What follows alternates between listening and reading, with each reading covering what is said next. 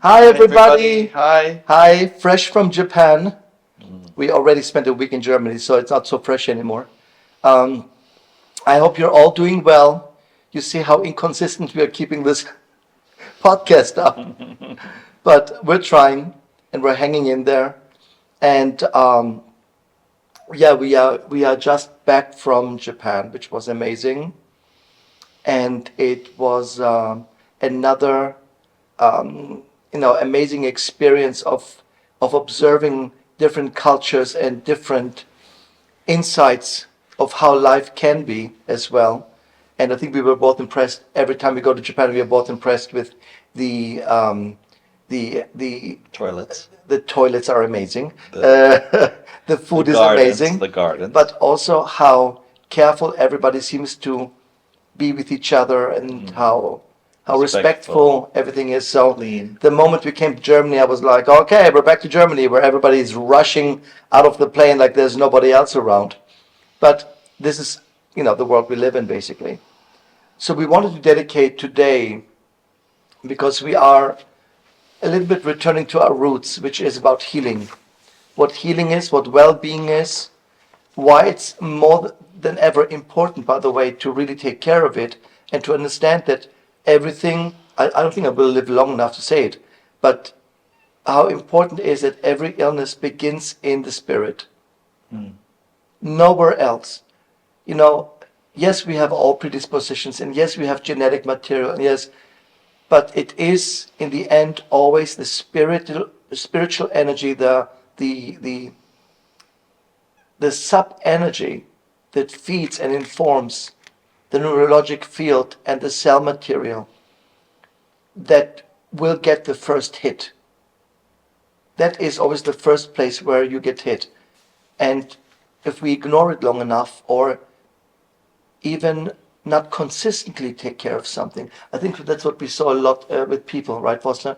Where they try to get better, they get better, and then they stop the moment they get better. Then they wonder, but they're sliding back into a problem.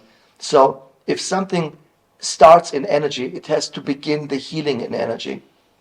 Well, you said emotions are the thermometer of the body That's what it is. that shows how your body feels. Right. The body tells us how we feel, even if we don't know anymore.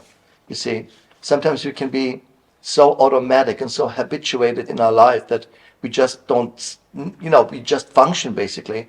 And then the soul will wants you to know how you feel, because feelings create realities, feelings create materia, and So when there's pain in the body, how do you interpret that? What pain is in the the body body, saying? first of all, pain in the body means come back inside. You see, Come back to your body. come back to your body, because it puts emphasis on a certain part.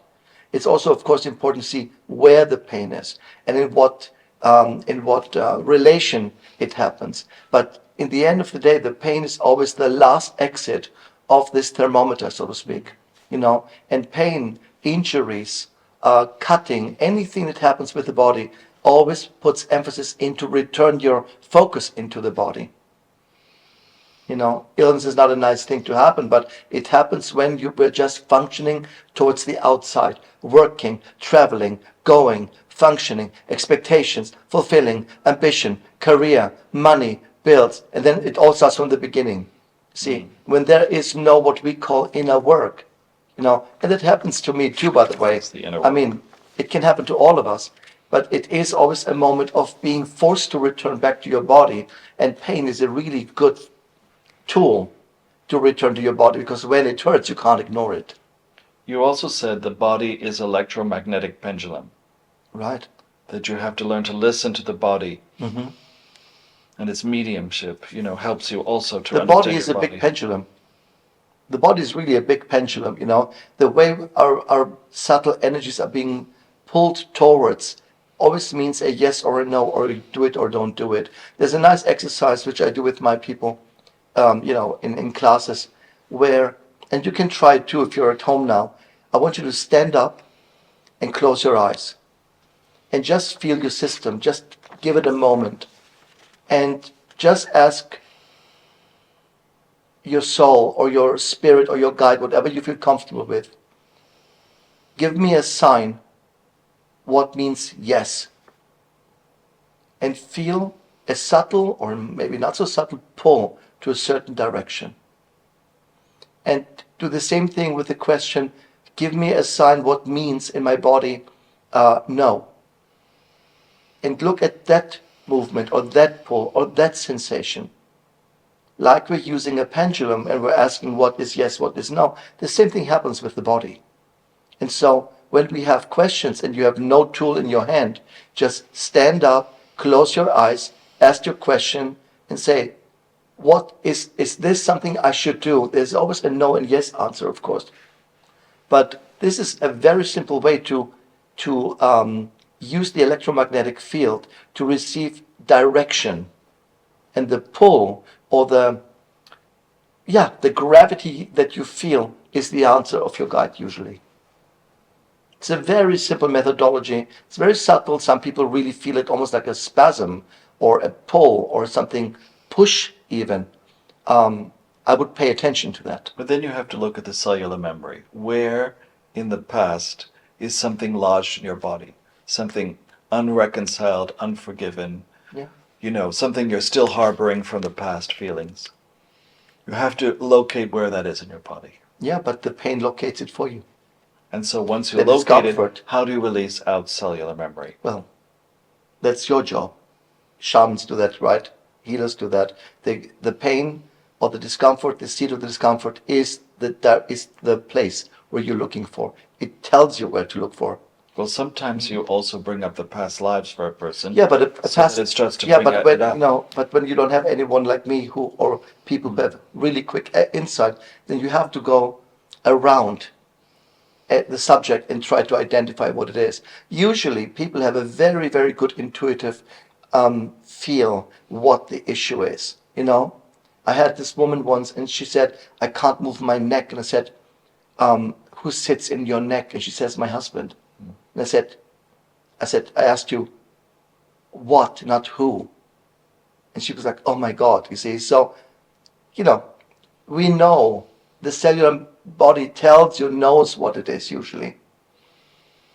In most cases, people have a very clear understanding why they got sick, what got them to this place. They can identify a situation in the here and now. And if not always, and it's not necessary, a past life crosses that concept or overrides even the information, then it can make it stronger, it can make it worse, or it can work as a vent to release past life and a form of current condition. Well, we also talk about how when people have operations and there's a cutting in the body, you're actually cutting out karmic conditions. You can, because karmic conditions have to travel. They're not just floating around. They have to travel through a system. And through a system means they use the neurologic field, they use the nerve field, they use the meridian field. That's how so-called karmic memory travels through your system. It has to go through something. And if you don't take it out emotionally, you know, You through inner work, then you do it surgically. Surgically. In other words, the surgery, the removal of an organ or the removal of something, the cut itself is the last exit that is possible.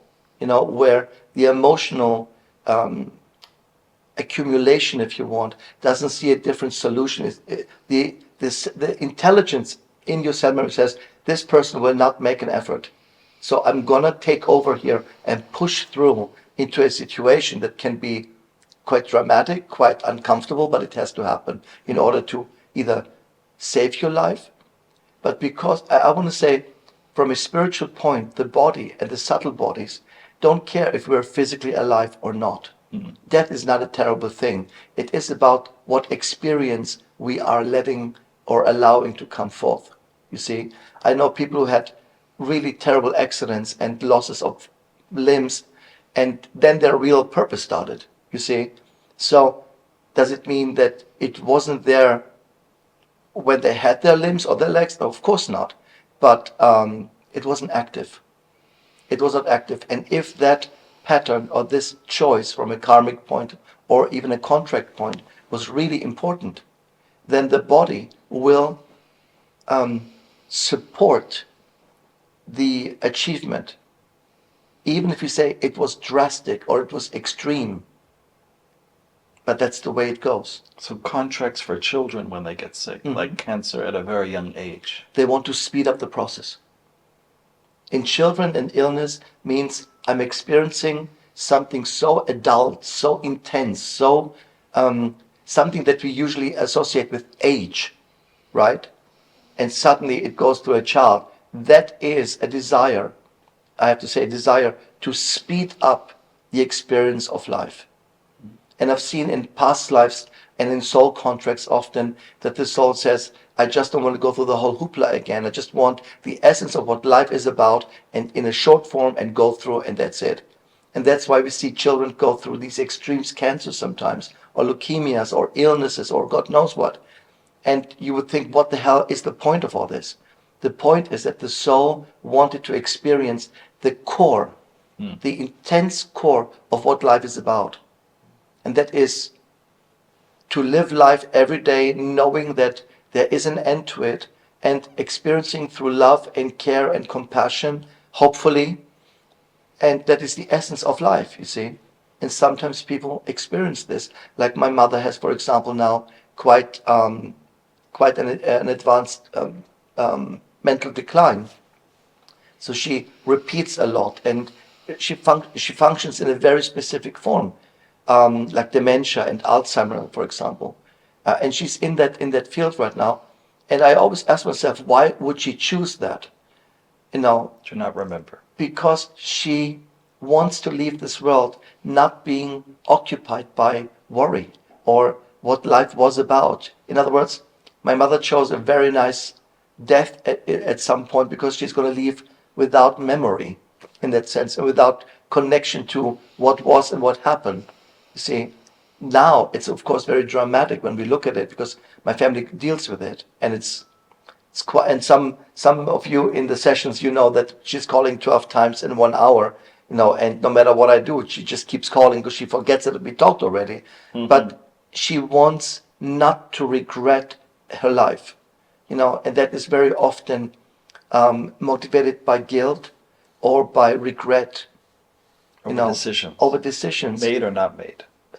usually not made, you know, Yes. but a soul can say, I want to step out of this physical experience, at least without regretting, without mourning, without grief of what could have been, what was, I could have done it, coulda, woulda, shoulda, we say in English.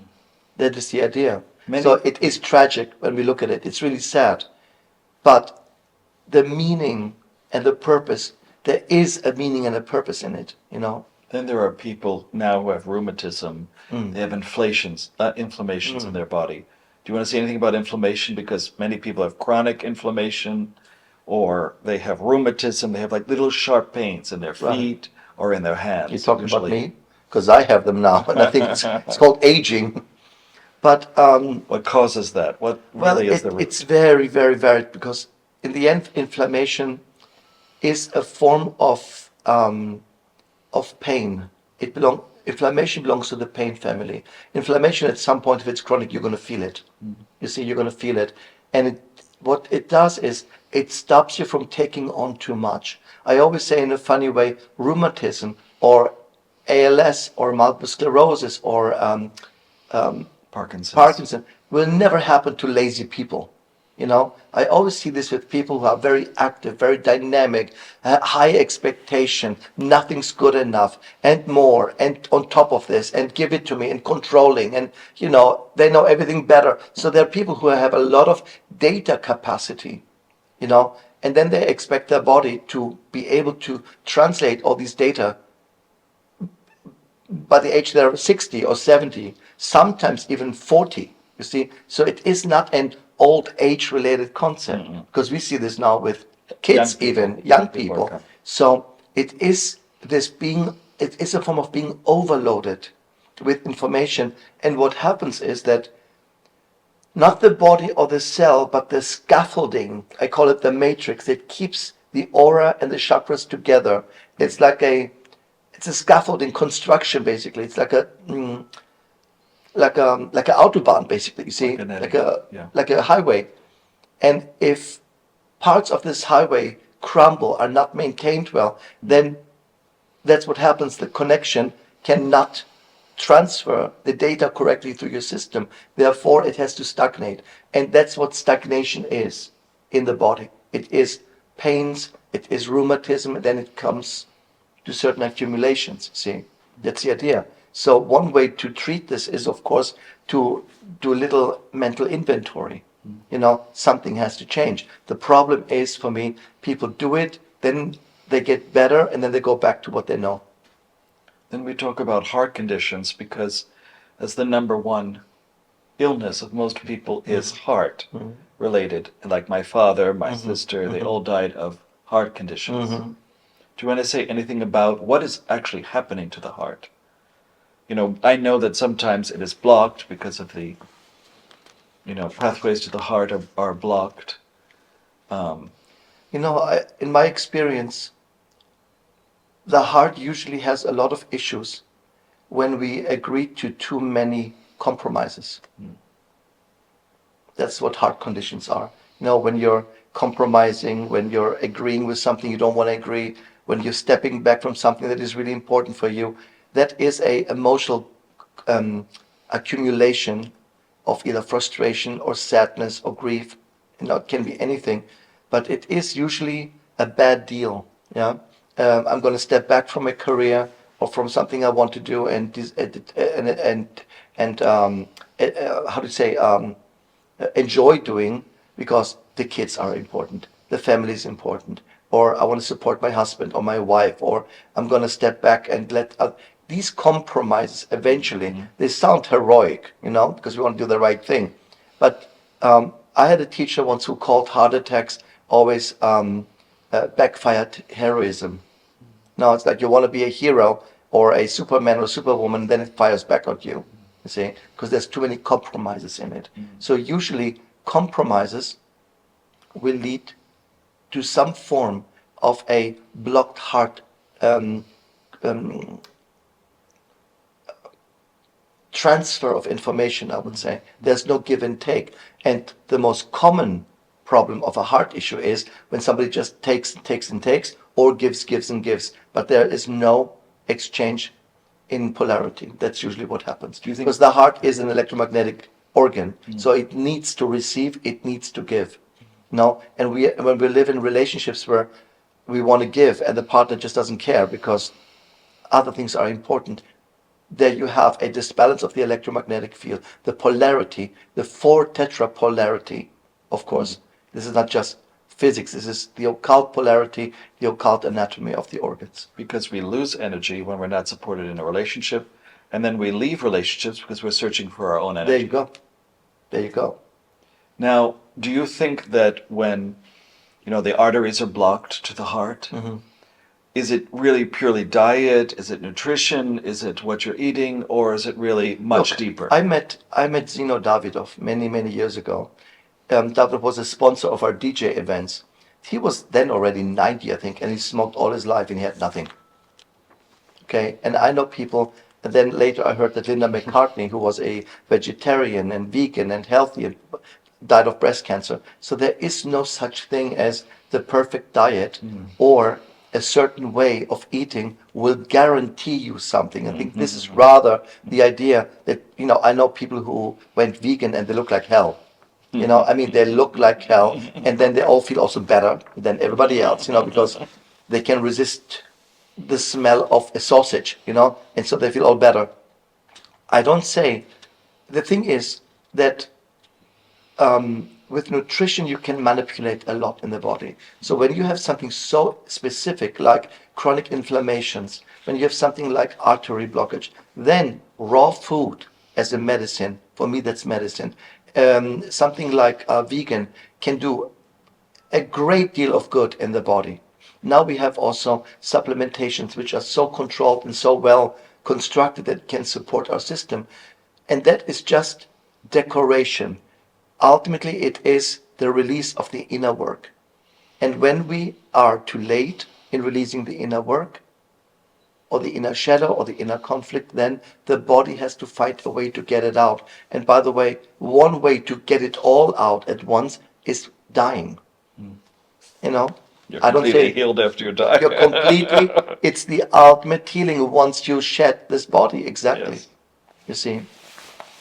So, So it really depends. I want to say I was a vegetarian for decades, both of us, and yes. we went into you more extreme actually, and then I went into veganism, and then we played a lot with raw. But again, you have to listen to the body and what it needs. Some people just need their bone broth. You know what I mean? They just need it. So every body needs something else, and to say that this is the only way to eat right, it's not correct. Usually, it's an ethical problem. You know, people don't want to hurt anyone, and that is totally legit and totally fine. But the fact is, I know people who were on. We have a friend who was on a very strict vegan diet, which basically depleted her body so badly she was literally a week away from collapsing. Depleted of vitamin B. Exactly. And now she basically, we call it the miracle spine because there is literally no cartilage in that spine, and she can still stand, you know. But that was the aftermath of depleting the body of something essential. And once we convinced her to eat a little bit of fish again, and, you know, which she enjoyed thoroughly, she said, you know, I feel like myself again. You see, that's the idea. The same happens with people who only eat meat all day. Only meat, everything is beige, then something according has to happen to the body. I have to say, it's really important to eat, and there was a term in the 80s in a rainbow form because the body needs colors. And one way to receive color is through greens, through drinks, through juices, through soups, through salads, through fruits, you know, everything. So, Colorful. what really is the best diet is to bring color into your body. You see, now you can't even tell anymore what we're eating. Everything is beige.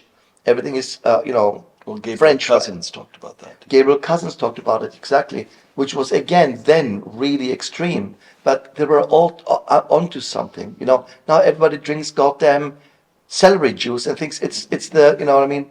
Well, I now mean, you're back to medical medium. How do you feel about? Because 20 years before medical medium, you were already giving those remedies. You were already teaching that, and then all of a sudden, someone comes along and writes a but book. this is always the idea that people will come and every couple of decades recycle something, update it, repackage it, and people who never heard of it, of course, think this is the big revelation. This is all standard holistic and naturopathic nutrition. You know, this is nothing new for me. But again, it's being presented to a completely new audience, of course.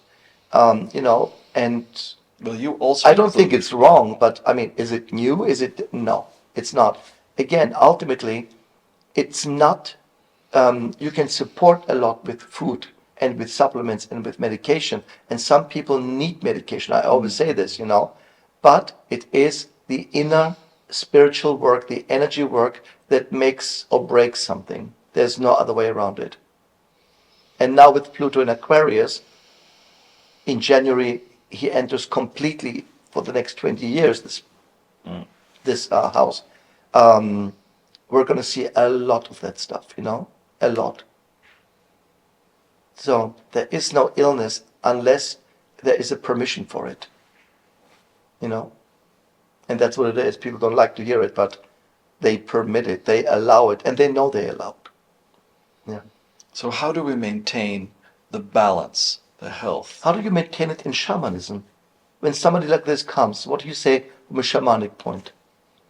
Well, for us to be in balance with nature, to be in balance with all the elements, certainly, we always work with elements: fire, earth, air, water, and how they relate as, even before what we think are elements. Right. It's the pre-element, the Akashic version of that element too.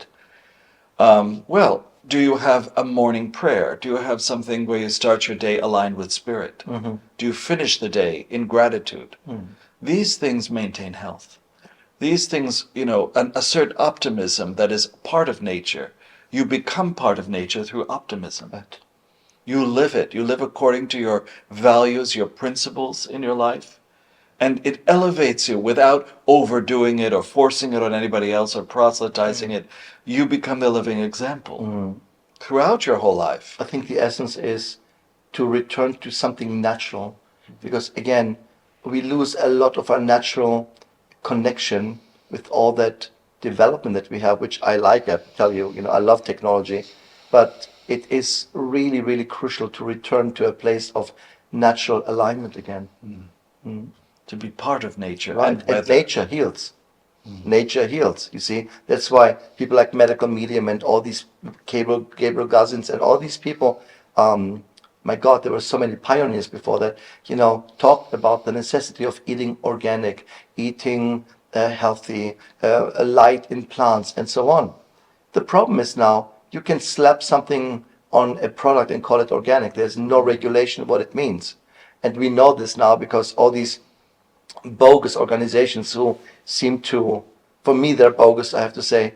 No offense to anyone, but you can buy them. You can buy these seals. You can buy these stamps, and and say it's organic. But there's no real regulation of what it means unless you have a garden and you grow your own food. There is no such thing as organic or biologic, as we say in Europe. But before I met you, to sacrifice something, like I would not eat for a certain amount of time, I would fast, I would do things for knowledge. I would open my body to knowledge that way. This is part of shamanism. To know the spirits, whatever, I had to put myself in a certain state of mind. Yeah. And that involved fasting, that involved going into nature, and it was very extreme, especially in my youth. You see, but And I was taught to do that. well, it is, again, in shamanism, I think it's like in my tradition, we do very extreme diets or extreme fastings to achieve a certain state of mind, That's what we're doing. which it can help if it makes sense in the context of the process you're trying to achieve. But ultimately, Well, people can fast 1 day a week. right, right. They can do a liver Well, cleanse, now right? they call it intermittent fasting.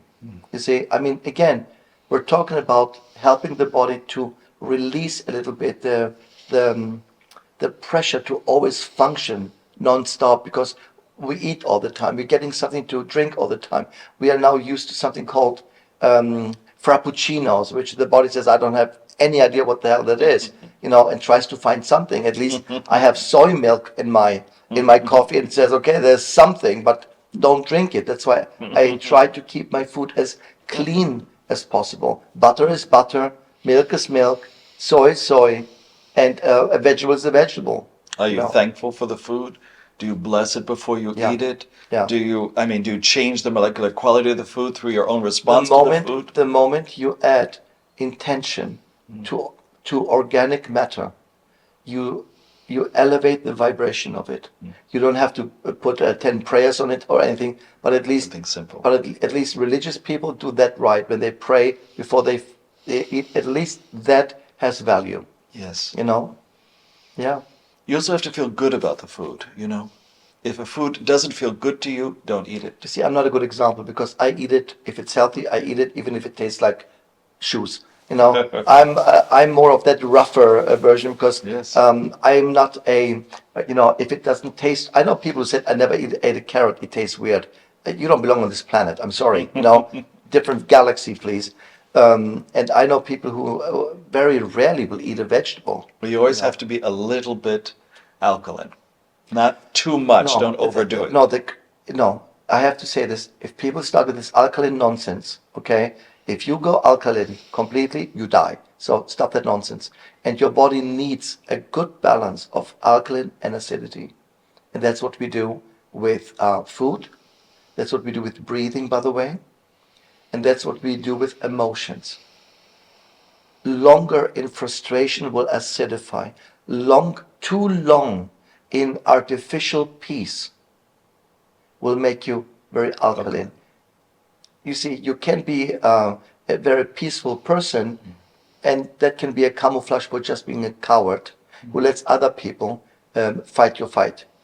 And we think they're also peaceful, and they're not. I think, I think I appreciate difficult people more because at least they're not faking it. Anger is anger. I can deal with it.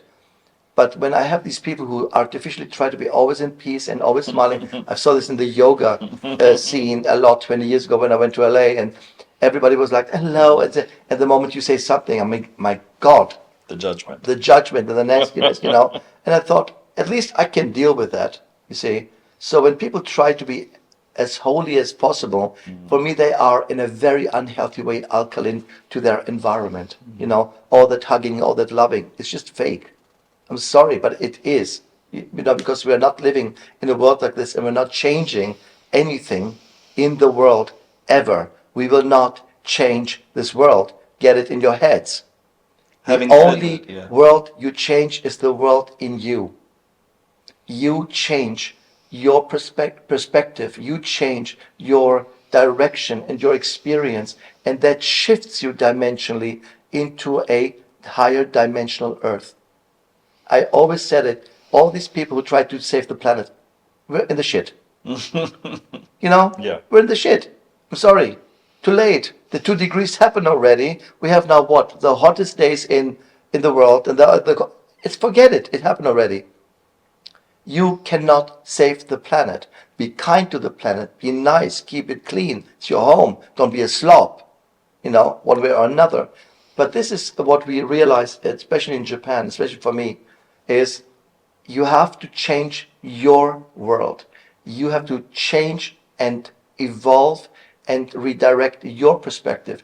And that change shifts you to a higher dimensional earth. You Like know, a harmonization. that's Like when they're drumming or when they're singing and what it they're is. dancing. Yes, that's what And it they're is. becoming connected to animals and they're connected to We plants. talked about it in a good example. And I always say, and this is something you guys can also observe a little bit, when you have a friend of 20 years and you work on yourself, and suddenly at the peak of this inner working, you come to some inner conclusions, some revelations for yourself. The next thing is you and this 20-year-old friend have nothing to say anymore to each other. And I've seen this and heard this, and we hear this a lot, and say, you know, I wonder why they never got back to me, because you have shifted into a different dimensional earth, where in that earth, in that life experience of new choice, this friend or this family member or this person is not part of it. You leave their planet and they stay in their reality. And this is what dimensional shifting is, by the way. It happens every day with conclusion. So not the process is what shifts, it's the conclusion. Self-realization, we would call it, in any shape or form. And that is when you wake up and suddenly the world feels different, you feel different, you sound different, you feel and sound more lighter or whatever. I can guarantee you the people who will not follow you have not followed you into your dimensional world. They stay in their world. And we say we lost contact, which is today completely impossible with all the social media. You know, there's always a way today to stay in connection. But if these long friendships, long, intense family union suddenly detach, and we have this quite often, why is there no relationship? I don't know what I've done. I don't know what I've done. I don't know what I've done. That there's no contact anymore. You have evolved. Yes. And you have evolved not only personally, but your personal evolution is not something that happens here. It will transport you to a different dimensional experience. That is the idea.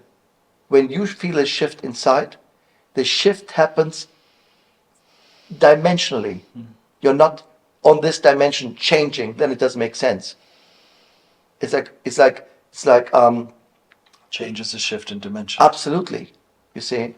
So that's what happens. We talked about soul retrieval before as a form of healing for trauma, for moments in your life when you experienced shame or sexual abuse and you left, or parents didn't want you as a child, you know, and you felt it. And the retrieval of the soul to call back what you permitted in your life is something you described as a soul retrieval. Can you elaborate on that, to call back what you permitted? Well, the thing is that nothing will happen unless there is some form of permission. Now, of course, I don't say we do it conscious, because that would be crazy. But we do it in the larger context of achieving something. You see, you have to be careful because I don't want people to think that 6 million people chose to die in a concentration camp because they thought, now that's going to lead to something amazing, because it didn't. No. We're surrounded by the same racists and Nazis. Just look at the news and there you are. Or look at your neighbors sometimes. Or yourself. Just saying. But permission is the key for experience.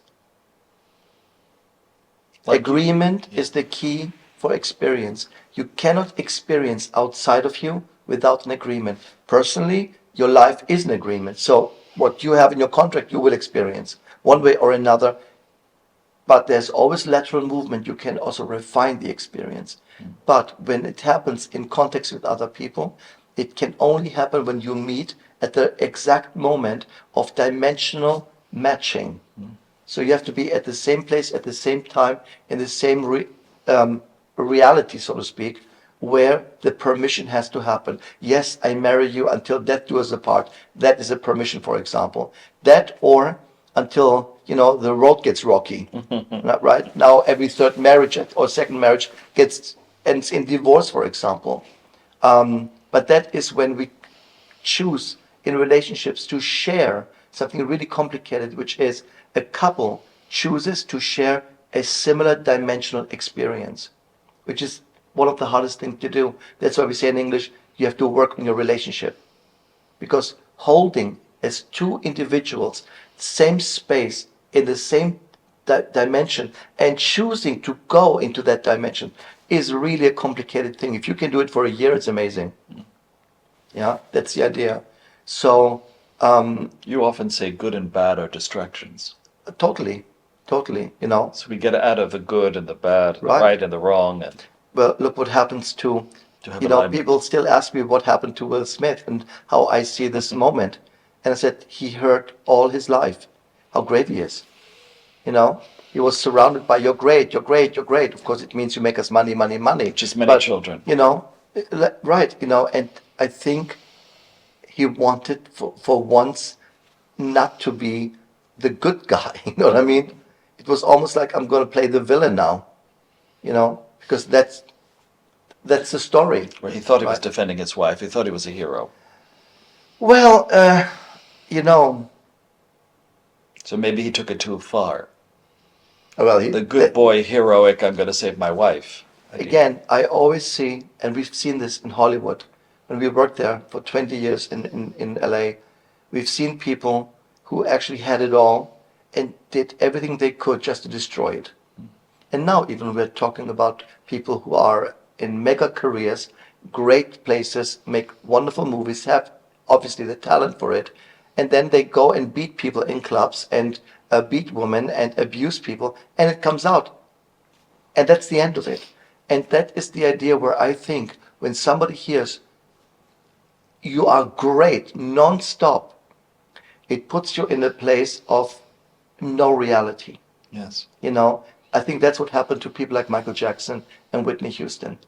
There was no one to tell them you have to stop it. So, they have to go to the dark side to balance it out, but there's no balance. It goes from one side to the other. So this allegedly clean, pure Whitney Houston character was basically a drug addict.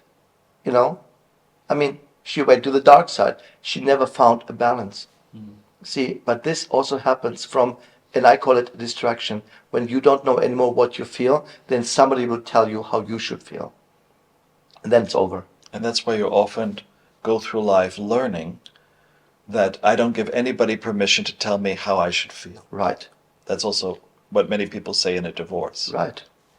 I don't give you permission anymore to tell me how Right. I should feel or Yeah. how. But then they come to Allow you work to through the control. divorce, and there's all the feelings again.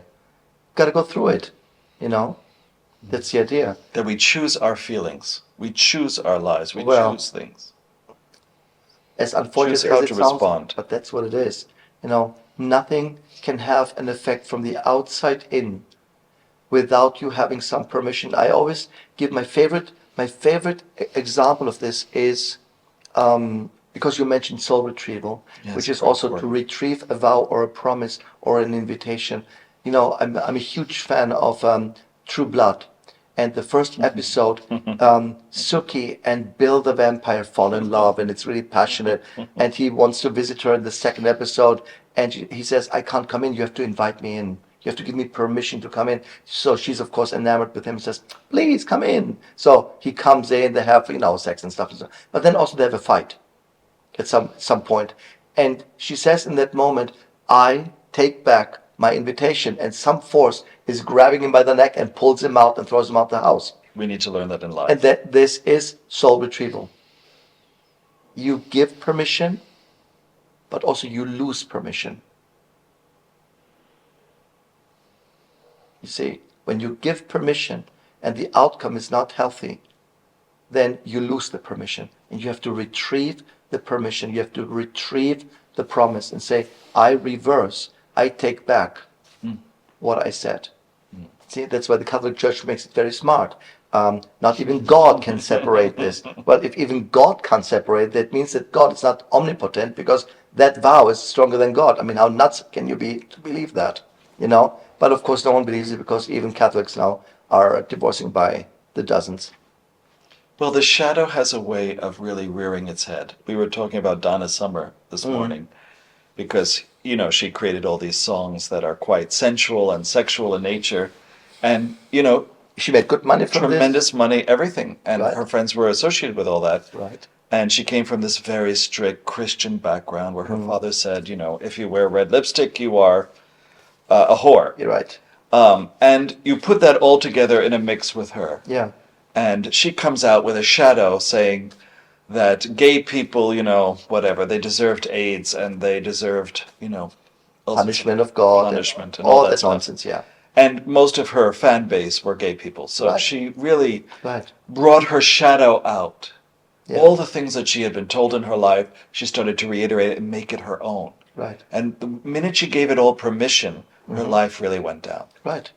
I mean, Right. even in her own contradictions of trying to kill herself many Right. times. Right. Of course, it seems a little bipolar to me, a little more mentally ill. Well, there's a little bit more going on there. More going on. But in the end, what I think is That's I self-destruction. think the most detrimental in these situations, and we see this now also by the dozens with people who are being photographed, taped, identified in public, and then issue apologies. That apology is actually the worst, because it's never genuine. The apology is not right after the event, like, "Oh my God, sorry, I didn't want to say that."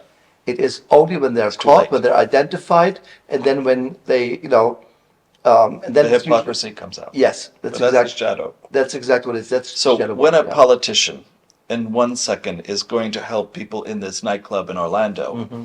and talking about how we support gay people, and then the next minute, creates an entire idea out of power to become a president, they start to enact different legislature against gay people and make trans people who are, a very small minority, trans athletes, whatever, into the major concern that everybody has to fear trans people now. Right.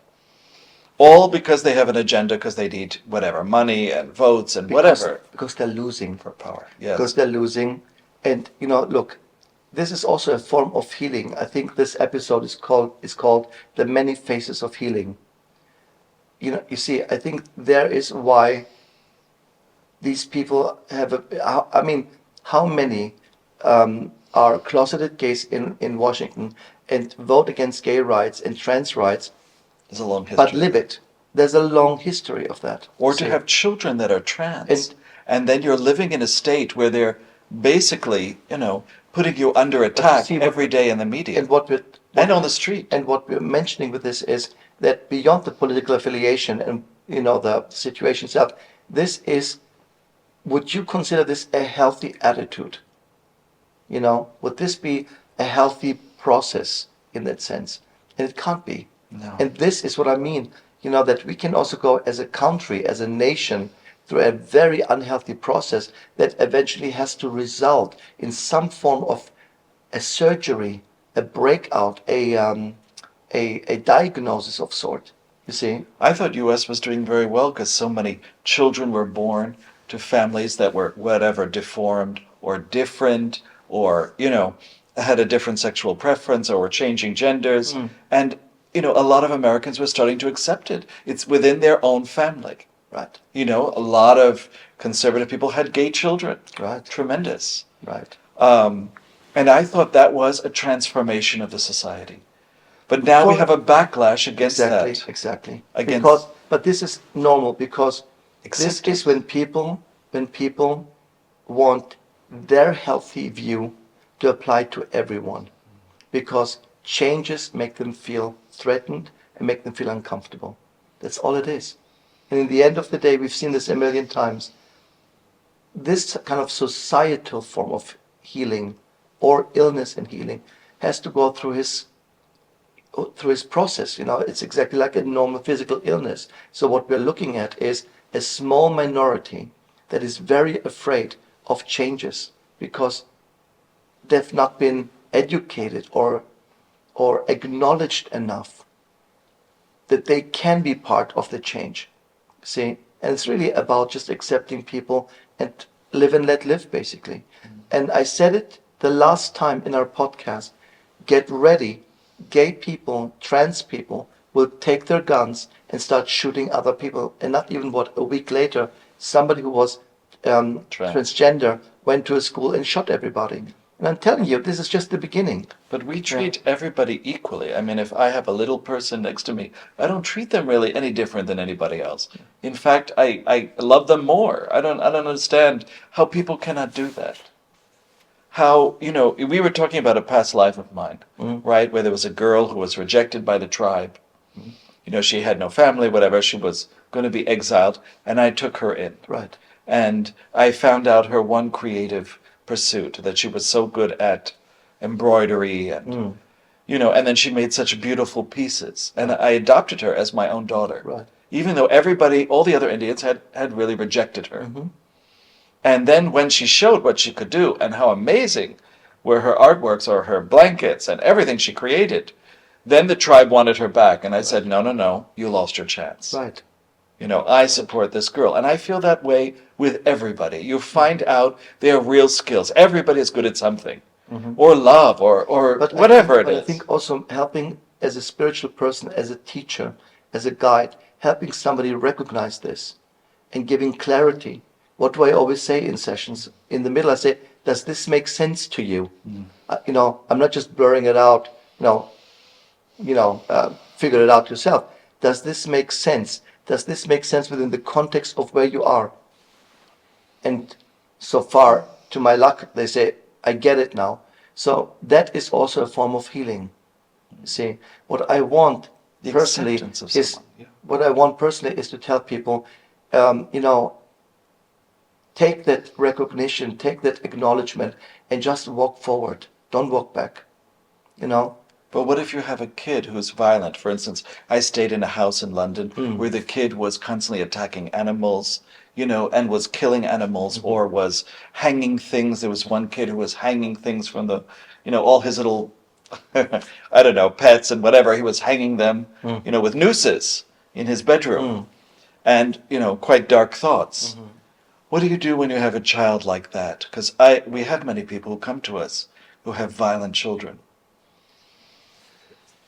Look, these kind of children, we call them the third wave, and they're coming with one agenda, not to obey. We call them ADHD, we call them bipolar, we call them, we have all these medical terms for them. But this is the third wave, and the third wave says, I have to find out who I am without being identified by what came before. So they came with this agenda, we're not going to listen to anyone. Because you've not been the perfect wave before. The one before definitely was not great. So we're going to do it our way. And these are people who have no limits, no boundaries, we would say. Not at all. And just have to expand very drastically, very abrupt to see how far they can go. But what if they have no morals? For instance, the man who came to me for a session and he says, every night I dream of strangling women and killing them and decapitating them. And that was the first day of a workshop, you know, But first person. I think when somebody comes and says, I acknowledge this, there's the beginning of a healing.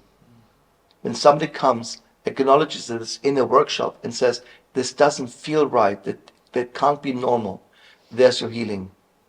There you have a chance. Then you can go into the various forms of what motivates this person and what drives this person. But in the end, the acknowledgement is the key.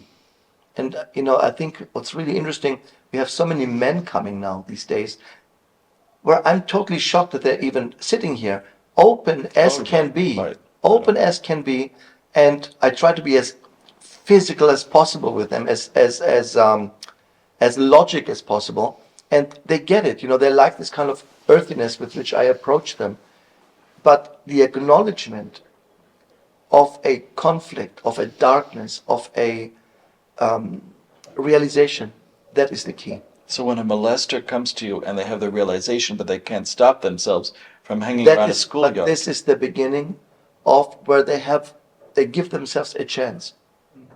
When somebody realizes what goes on in me is wrong, something is, that is the beginning when they try to give themselves a chance to heal. The same thing happens. I have somebody on Twitter I follow who basically posts every day, 4 or 5 times, the newest revelations of people in our society, police officers, priests, no drag queens so far, but always members or pillars of our society abusing children and being caught.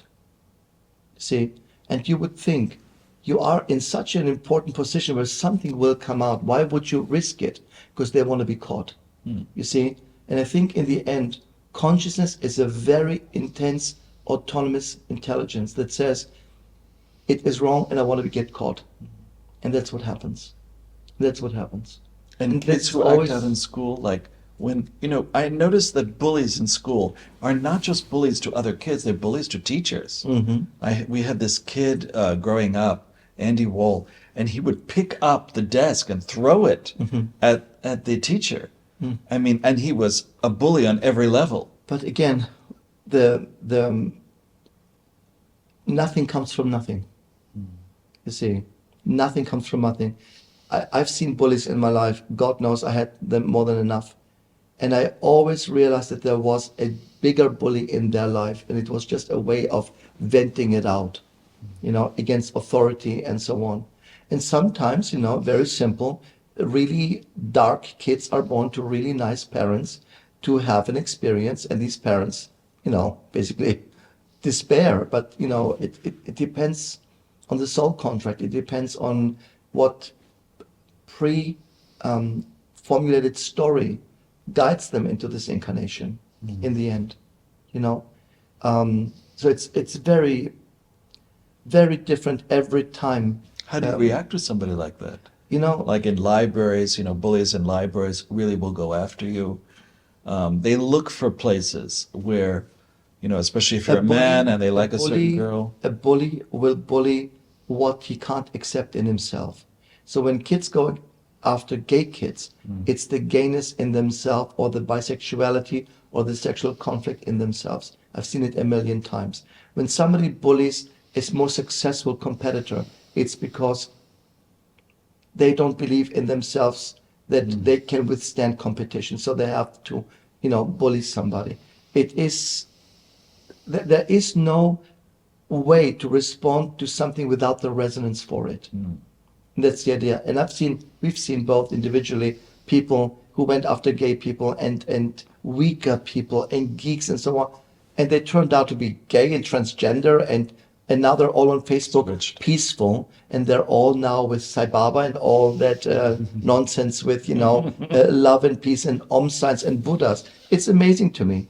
It's amazing, And the fact is, you're a bully, with a smile, but you're a bully basically. So people usually, when they don't confront their shadow, they remain bullies in their own life.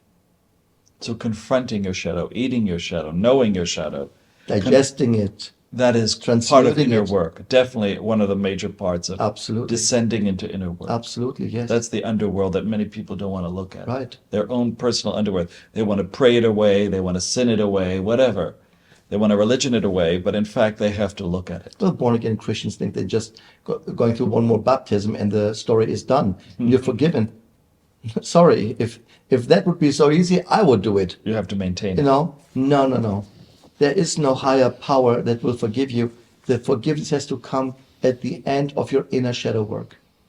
The inner work is the key for well-being, for healing, for restoration, for regeneration, or the body will say, I'm taking the last exit out to shed myself into the ultimate healing form, which is to transition to the other side. And it's even more difficult if your own parents are so hypercritical or, in Yeah. fact, quite imbalanced, like Yeah. bipolar or crazy or whatever. Right. And then you want liberation from your crazy Right. parents. That's Right. quite a huge theme in Yeah. our work. I think it is very difficult for someone to acknowledge that parents have Flaws. flaws, because we're supposed to love them and honor them if they're honorable. Love them and honor them if they're honorable. Same with a partner. Same idea. You see. So healing, well-being, it has so many more facets. It's not just what we eat and what we drink, but how we acknowledge the inner compass that we are born with, and the acknowledgement and We the follow that inner compass. absolutely, and We have to listen to it without being clouded over by a million other people's opinions. exactly. A lot of ill health is you included other people's opinions Yeah. into your own self. Yeah. And, a lot of shamanism is to extract other people's opinions out of your body. Things people told you, what they did, what you gave permission to, Right. until we can finally get back to you, Yeah. your essence and your inner compass. Right. That's transparency. And so healing, I think, is really understanding what makes you you, and then being in peace with what makes you you. Because usually people get to that point and then they say, I think something's missing. Honey, nothing's missing. You are made of 4 components and 1 breath. And there is not, you are not that special to think that you need 5 breaths and 9 components. You know what I mean? We all come with the same 4 elements plus the 5th, intelligence. And that is the idea. And to keep this in balance by understanding your purpose, to understand what your soul family comes from, and to accept that form. That is the idea. Accepting doesn't mean now go and do it. But very often it's enough to just know I am a light bringer, I'm a grit worker, I'm someone who is meant to help inspire people to be wealthy, including yourself. Some people are healers. Some people are healers. It doesn't mean they're going to have a stethoscope now and start cutting you up, but rather the attitude, the mindset can be very healthy and very healing in that sense. Well, there was a time also where, homes have to be healing as well. And I had bought this house and I had to renovate it. And it took 1.5 years of renovations. And I paid for it and I worked very hard. And finally the renovations were done, always over cost. Yeah. So by the time they were done, I didn't have any money. And then there is that idea of, okay, do I panic now? Have I a theme of I have to spend all the money when I have it? That's another thing that comes up. And I started to sell my medicine bags. I started to sell quite a lot of the things that I had created up until that point. And people came and they bought it all. And then I realized maybe now that I've got this house ready, I'm supposed to go out and work. I'm supposed to leave my home. And I did. I went to Brazil. That was the first time. And I started to go to different countries, and it was a blossoming. I mean, I made 100 times more money by doing that. This is a way to accept Motivate the you. purpose. Yes. You see, that's the idea. And again, even if it's not conscious, and very often it's not, we will maneuver ourselves into that trajectory of our purpose earlier or later. But Quite often people achieve it later in life, But at some point, people will come and say, is this all? Was that it? But oftentimes we have money and then immediately you start spending it. So I'm wondering if that's something from your childhood, or is that a bad habit that we have? Or, when do you start to save? When do you start to just buy? Is there something inside of you that you have to fill by buying all those things? Usually when people spend their money in such a way, they want to prove to themselves that they still have the energy to make it. It's a motivator It's to a make more motivator money. to make more money, exactly. you know. And I know people who are very good in it, I have to say, you know. I mean, they cry and suffer and complain, but they do it anyway. It is simply a point of proving to yourself that you still got it. And when you come into a great deal of money, what is that shift that goes on in a person after they've been spending, and then all of a sudden you invested in yourself quite a bit, you did a lot of work, and all of a sudden you get a huge payback, more than you imagined. Some people have that. Well, it depends on the person, but quite often in our experience, we see people It's a great investing, elevation. Yeah. investing in their motivation. Very often they start to go into more traveling, into more experiences because they can afford it now. I have to say, the people I met who are very, very, very well off are the people who work the most hours. Yeah. You know, it was so difficult to make sessions with them because they work at 7 and start at 7 or 8, and then they don't finish before 10. And I'm like, I'm not going to get up at midnight to give you a session because you have time. But very often, I'm not even exaggerating, how many people on that level really work very hard. You know, And then there's drama, always creating drama. So it doesn't matter how much money you have, little or more, if you're in a pattern of always creating a drama around you, like you expected, even from past lives. dramas are judgments. Yes. They're value, they're self-evaluations that have to be fulfilled. That's why we see so many people who should be very healthy in their mind and body, healthy finances, for example, and then they give them into drugs. You know, and I'm like, what the hell is going on here? Or the dramas But- of arguing, or the dramas of Yeah. inviting people in that course. create dramas in your life, Right. through family, through Right. whatever. We look at all this from a point of health. Yes. This is the healing element.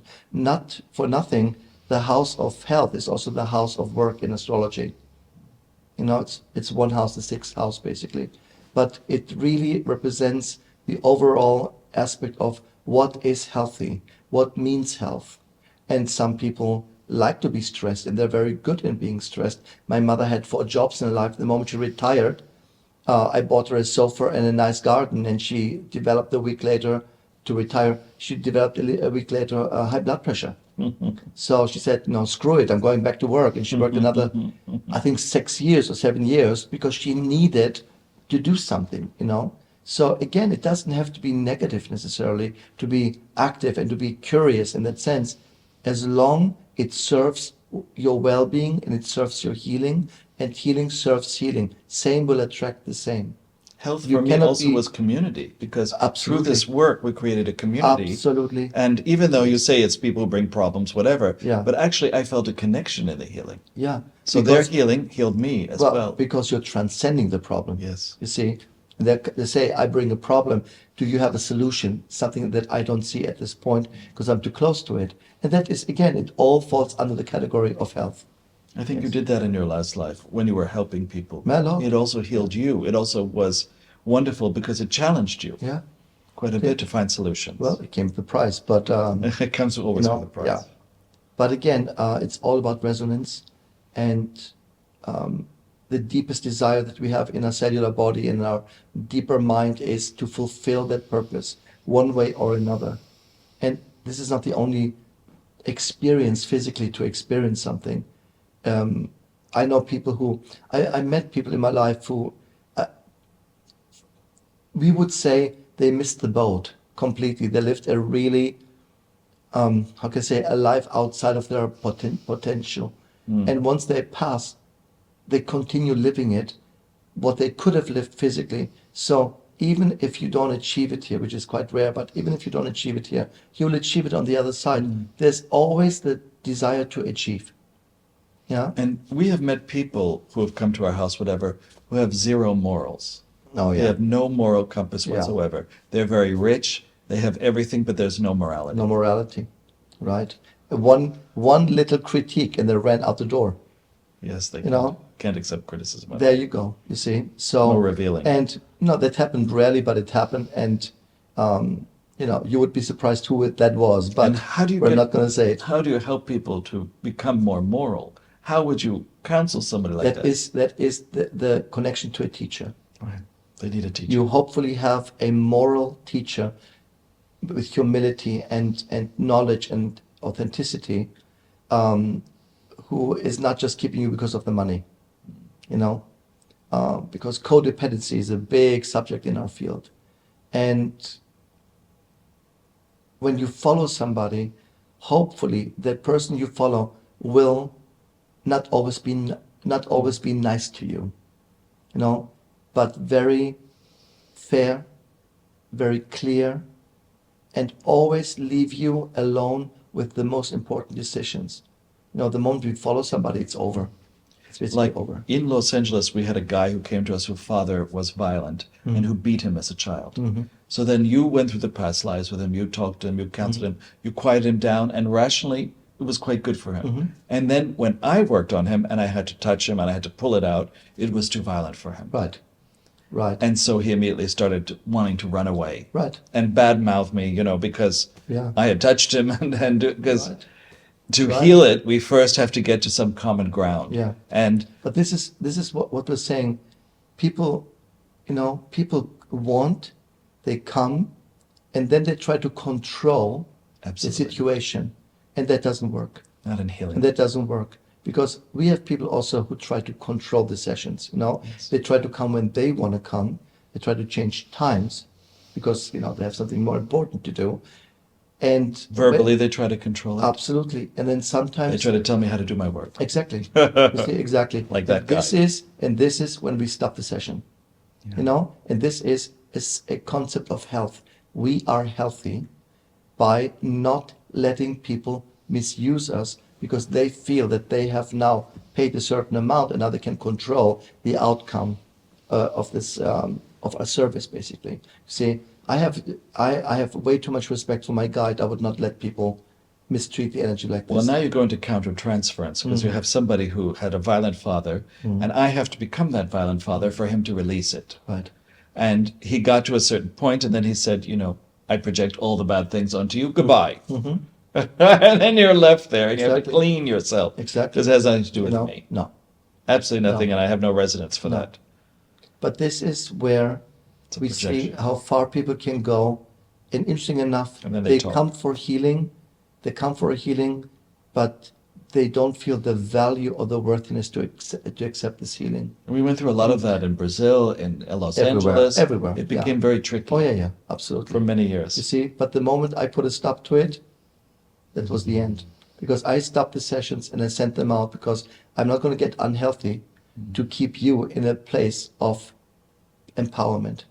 When you come to a teacher or a healer, you have to surrender to a certain degree. do. But choose wisely who is that person, what is the moral standard. Absolutely. And you have to examine people correctly. With us, you will never see something on the internet, scandals, no underwear. That it doesn't exist because it didn't never happen. We are not interested in this. And some people who are simply out of their mind and make stories up, there is no proof, there's no evidence of anything because it doesn't exist. And that's the idea. You have to be a person of integrity. And integrity is something you have to work on. You have to. Integrity is the source of all healing. You know what I mean? I think that people who lose their integrity and compromise themselves are bound to get sick. And it's not so difficult that it I happens. talked to Dawn Eagle woman once, and I told her, listen, I can't even fathom if I was hit by lightning because I can't remember it. I mean, it's a flash of light, whatever. I don't know. I thought it was enlightenment. Right. Then later people thought it was lightning. But I thought, I am being enlightened in that moment. Whatever that is. Well, for her, it was lightning. You were not hit by lightning. You lied. And then it all went bad after that. Yeah. Because people start to doubt you. They don't believe anything you say after that. Right. And then you just feel it's like, but interesting I'm being honest despite here. despite the fact that in all your experiences there were people there, evidence. I mean, I met the people who said, yeah, we were there. We were thrown off our socks, basically. Well, that happened after because it happened know, 3 times. But Yeah. what I hear is, why does this happen to you and not to me? Right. Because people in our field, they love to feel special. And God forbid you have an ability, or God forbid you've been chosen or something. Why you, not me? hate that, That's yeah. all there is. That's all there is. It's a very simple recipe. It's jealousy. It's a lack of confidence, or waiting to be chosen to some degree. And if the choice doesn't happen, then people will invent one. Bless them. Bless them. Then I learned a lot about power. People Yeah. who tried to control me through power, through money, Right. through wealth. But your tool to understand all these mechanisms is healing. Right. You see, you did this not as foster a civil person. No. You did it as a shaman and as a healer. So you used at least all these experiences to transmute a lot and use it for evolutionary healing in your life. And it worked because you do this now for 40 years? More than 40 More than 40 years. So there's our evidence, you see. It's important that what we live has to have a reality. It has to have a real resonance, and as long people come and there is a reaction, I know that we are on track. That's very, very simple. And that's a very healthy way to approach things. We went overboard, of course, but I think it's okay when we have a little bit longer podcast, because, we work so much and we're traveling so much and we're on the road again. This is our new hotel room here, by the way. Well, you inspire me so much for healing. I I'm do, a healer, I do. and you inspire me through your life work and the things that you're healing. Well, as we're going through this journey together. Inspiration happens especially when people come and trust us and share. And you turn it inside out. And this is, I think, such a honorable experience to be chosen to be a conduit for somebody's experience, and you give your best because it's such a unique and so special thing. I take it incredibly serious when this happens. You, I know, double than me. Well, you have integrity. I can actually relax. I can actually heal very quickly because I trust you. Yeah. That's part of healing. But also we trust each other, and we trust the situation. We trust the whole process, that there is a reason why the process happens, and we just surrender to it. You see, we don't question it. That is what we do. So, so guys, something to think about, right? And something to contemplate in your own life. And it's a good moment at this point, just to bring this to an end, to kind of take, especially this month of May, because I call it the purging month. This is a good month to let go and to kind of recycle what is unnecessary. Take out your Marie Kondo books, and you might want to feng shui your lives a little bit towards success and healing.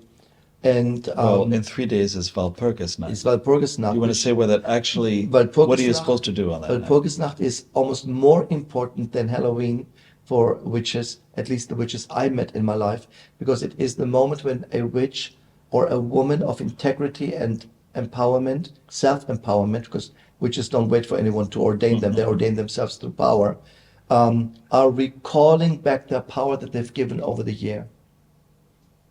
They call back their powers from every person, from any situation. They bring it back, recycle for a new year. And then May 1st, the most powerful day of the year. Exactly. Beltane, and Exactly. more. And that lasts until Halloween, when we share what we achieve with all the dimensions and all the worlds. And that's why people dance, the maypole dance, That's with all what it the is. rainbow colors. That's what it is. Which is quite gay. And they Anyway, intertwine together. guys, we want to leave you with this. Feel inspired, feel motivated, and go out in the world and show your best selves. And don't give a rat's ass what people think about you or feel about you, because absolutely. it doesn't matter. No. It does not matter in this case, right? Until we meet again. Until we meet again. Take good care, guys. Merry Bye. Bye.